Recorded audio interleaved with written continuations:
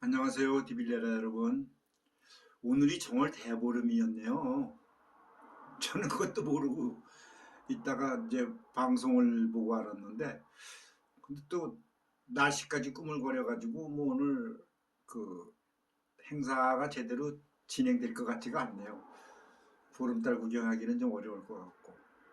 어쨌든 1년 중 보름달 중에 가장 그 뭐라 그럴까 크고 좀 대우를 받는 보름달이 정월 대보름 아닙니까? 제가 그 지난 시간에 이제 교육과 노동계 쪽의 그 이제 개혁에 대해서 좀 얘기를 했는데, 사실은 제가 하고 싶은 얘기에 반도 못했어요. 우선 뭐 제가 여러 가지 제약 조건이 있어가지고, 그리고 이게 또 뭐라 그럴까, 쉽게 말해서 뭐 잘 알지도 못하면서 또 장황하게 이 얘기가 길어지면은 또 우리 그 디빌레라 여러분들도 좀 지루해 할 것 같기도 하고, 또 한편으로는 제가 이게 참 말로는 정리를 좀 하기가 어렵네요.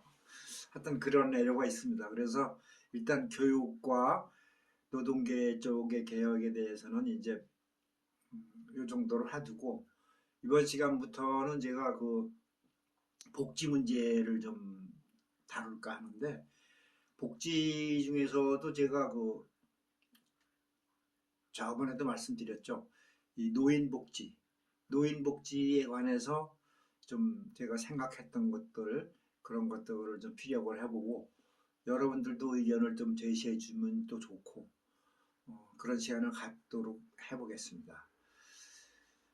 제가 그 뭐 얘기 풀어나가기 전에 제가 실제로 겪었던 얘기를 한번 해보겠는데요. 제가 그 세 번째 이혼을 했다는 거는 뭐 아시는 분들은 아실 테고, 그런데 어쨌든 그 세 번째 결혼을 하고 얼마 안 돼서 저희 장인 되시는 분이 좀 이제 약간의 그뭐 알코올성 알코올 중독 그런 좀 문제가 좀 있어가지고 어, 좀 요양원에 들어가 계셨었어요. 근데 그 요양원에 들어가게 되기 전에 사실은 제가 참 반대를 많이 했어요. 요양원에 대해서 제가 좀 알기 때문에 실태를. 그래서 요양원은 결국 사람 고려장 하는 거나 마찬가지인데 좀 생각을 달리 하자. 자식들이 육남매나 있고 그런데 이렇게 노인네 말이야 요양원에다 집어넣으면은 빨리 돌아가시라는 얘기밖에 안 된다. 그래서 좀 그것 때문에 그 제가 원래 좀 그런 쪽으로 또 좀 못 참는 성격이에요. 그래가지고 어, 처갓집 식구들하고 제가 척을 졌어요. 욕을 막 했어요. 제가 솔직히 어? 나쁜 놈들이라고. 어디 그 어른은 자식들이 버젓이 있는데 너 요양원에다가 집어넣느냐고. 어쨌든 간에 거기 들어가셔가지고 얼마 안 돼서 돌아가셨어요. 근데 뭐 아시는 분들은 아시겠지만 이 요양병원이라는 데가 뭐 사회적으로 문제가 지금 많이 되고 있죠. 뭐 그 노인네들이 또 좀 극성 맞은 노인네들도 있고 하니까 간호사나 이 그 요양사들도 좀 힘들지. 그러니까 그냥 그 허용 기준치 이상의 그 수면제를 좀 어? 투여를 많이 한 것 같더라고요. 그래가지고 그냥 골 아픈 노인네들은 계속 잠만 자라는 얘기인데, 그렇게 되면은 어떻게 되겠어요? 이 계속 누워 있으면은요 노인네들은 이 욕창이라는 게 오잖아요. 등이고 이런데 엉덩이고 그러면 거기 이제 침 물러가지고 이제 큰일 납니다. 그러면 죽는 거예요. 그런데 어쨌든 이 제도 자체가 잘못돼 있으니까 이게 이제 이렇게 되는 건데 저는 그때 이제 가끔씩 제가 그래도 찾아갔었어요. 장인어른을 불쌍해서. 그랬는데 몇 번 가고 나서 언젠가는 한번 그러시더라고. 손을 잡으면서 이제 남서방 나 여기 있기 싫은데 좀 빼줘 이런 말씀을 하시더라고요. 그때 진짜 가슴이 아팠어요.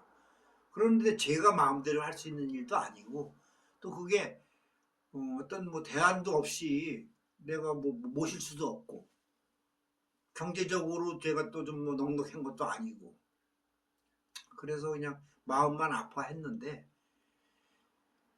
어쨌든 그러고 나서 얼마 안 있다가 돌아가셨어요. 근데 술은 좋아하시고 뭐 그랬지만 굉장히 건장하셨었거든요. 그런데 그렇게 이제 일찍 돌아가시게 되더라고요. 그러면서 돌아가실 때도 사실은 내가 제일 먼저 가봤어요. 뭐 제가 뭐 이거 뭐 지금은 처갓집도 아니지만 뭐 이혼하고 나면 처갓집은 아니죠. 그런데 그래도 어쨌든 그 처갓집 뭐 흉보는 거밖에 안 되는데 참 요즘 세상이 그렇잖아요. 이 나이 먹어서 이 노인네들이 요양원이 그냥 그거밖에 없어. 대안이 없어요. 그래서 참 장례식을 치를 때도 내가 처갓집 그 뭐 처형들이며 처남이며 내가 참 험한 욕을 많이 했어요. 나쁜 것들이라고 막 그러면서. 근데 또 그 사람들도 또 나름의 사정이 또 있긴 있죠. 그래서 나는 그 요양원이라는 곳은 현재는 우리나라가 요양원은 일단 들어가면은 이제 죽을 자리로 가는 거거든 결국은. 내가 그 전에 이 방송 초기에 그 뭐 저승사자 얘기도 하고 그랬을 거예요. 그때도 요양원에서 그 저승사자를 많이 봤어요. 근데 그 뭐 요양원은 죽어 막 나가잖아 이제 노인네들. 그래서 이게 이제 제가 혼자 뭐 떠들어서 될 일도 아니지만 우리나라 이 요양원 이 시스템이나 이런 게 좀 뭐 개선 정도가 아니라 완전히 바뀌어야 돼요. 그래서 저는 얼핏 들으면 좀 뭐 제가 좀 이상한 놈 소리 들을 수도 있어요. 제가 지금 이 주장하는 그런 이론들이 저는 이제 우선 노인이라는 그 기준이 이제는 뭐 여러분들도 아시겠지만 요새는 뭐 70도 노인 축에 끼지 못하잖아요.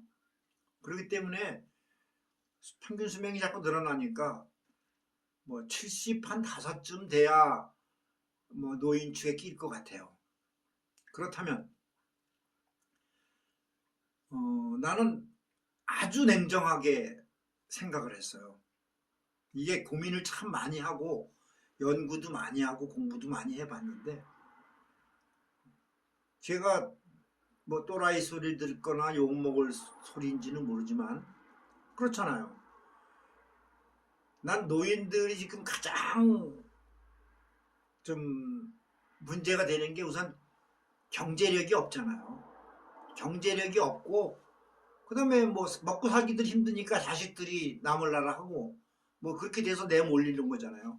그래 노인네들 뭐 하루에 그 몇천 원 벌자고 파지 주스러 다니고 이러는 거 나도 그렇게 될 수도 있거든 그건. 그런데 그런 거는 정부, 나라의 몫이에요. 난 그렇게 생각해요. 그래서 왜 우리 그 뭐 몇 살 이상 되면은 운전면허를 반납해야 된다 뭐 이런 말이 있잖아요. 요새 반납하는지 모르겠어요. 어떤 사람은 뭐 운전면허 반납하면은 대중교통비를 지원해주는 지자체도 있다고 하는 것 같던데 나는 글쎄 모르겠어요. 근데 그 운전면허 반납하는 그런 문제, 난 거기에 첫째, 이게 이제 국가의 그 강력한 리더십과 그 운영 방침이 따라야 돼요. 그래서 저는 선진국으로 갈수록 이 시스템이 나라를 이끌고 간다고 생각을 해요. 이게 한두 사람의 머리 가지고 될 일이 아니거든요. 그래서 선진국과 후진국의 차이는 시스템이라고 봐요, 저는. 그러면 이런 그 노인복지나 이런 것도 이제 진작부터 참 준비를 하고 그 대비해 나갔던 그런 국가들, 그 복지 쪽으로 그 선진국들이 있잖아요. 그런 나라들하고 비교해 보면 우리나라는 택도 없죠. 근데 나는 이렇게 생각해. 이 노인 복지 문제는 전적으로 국가가 책임을 져야 된다. 국가는 이렇게처럼 뭐 이렇게 요양원이나 뭐 허가내주고 그래가지고 요양원에서도 그렇잖아요. 여러분들 아시죠? 요양원의 사무장이라는 사람은 뭐 길거리에 그 오도 갈 데 없는 그런 노인이 있다. 그런 이제 정보가 들어오면은요. 뭐 이건 큰 건수잖아. 그런 건수를 자꾸 만들어야 되잖아, 사무장은.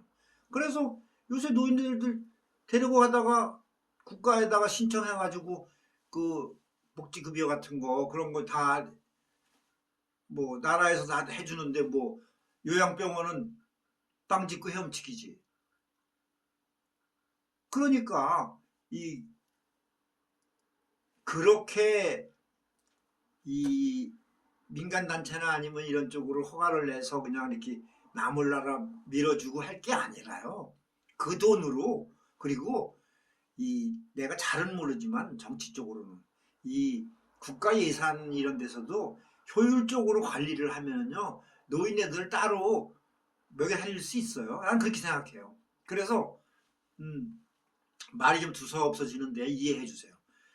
이 우선 노인들의 그 복지 문제는 국가의 주도적으로 요양원이라는 것을 국가 주도적으로 만들어져야 된다고 생각해요. 첫째. 그리고 거기에 수용을 해야 돼요. 나도 노인이에요. 그런데 노인이면서도 이런 소리를 하면은 참 우스운 소리인데 냉정하게 보자고요. 나는 그래서 그렇게 생각해요. 아까 뭐 면허증 얘기했는데 면허증 뭐 75세, 80세 정도에서 기준만 정해지면 반납하는 건 난 잘했다고 생각해요. 노인네들 운전하는 거 불안해요. 그런데 거기에다가 나는 참 욕먹을 소리인데 노인들의 그 참정권도 반납을 해야 된다고 생각해요. 난 그렇게 생각해요. 솔직히. 이게 뭐 맞아 죽을 소리인지도 몰라. 그런데 여러분들 냉정하게 우리 생각해 보세요. 노인네들이 뭐 70 넘어서 한 80 정도에부터 해서 무슨 정치에 대해서 얼마나 알고 세상 돌아가는 거를 따라가면서 그렇게 정치에 참여를 할 정도의 그 지식이 있어요? 힘도 없어요. 그리고 그러면 뭐야? 해마다 선거철만 되면은 뭐니 해서 뭐 단체 이런 데서 찾아뵙고 뭐 용돈이나 좀 집어주고 뭐 이런 식으로 했을 때나 대우받지. 안 그래요? 난 그래서 참정권을 반납하자. 난 그렇게 주장하는 사람이야. 그 대신 노인네들 돈 걱정 없이 먹고 사는 걱정 없이 나라에서 집단 수용을 하라는 얘기예요. 요양시설 정말 잘 지어놓고 깔끔하게. 그래서 정말 뭐 요즘에 노는 땅도 많아.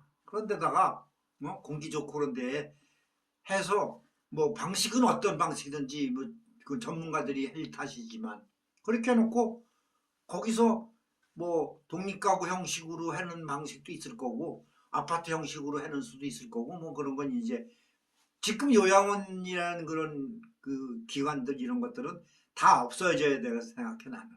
없애야 돼. 이거 내가 그 아주 고급스러운 요양원도 가봤거든요. 그런 데는 나는 호텔처럼 돼놨더라고. 돈 많은 사람들 가는 곳이야 거기는. 거기는 한 구좌당 얼마씩 해가지고 분양받다시피 이제 그런 시스템인 것 같더라고. 근데 그렇게는 못하지 돈 없는 사람들은. 근데 그 정도의 시설을 갖춰야 된다고 생각해요. 사실 그래서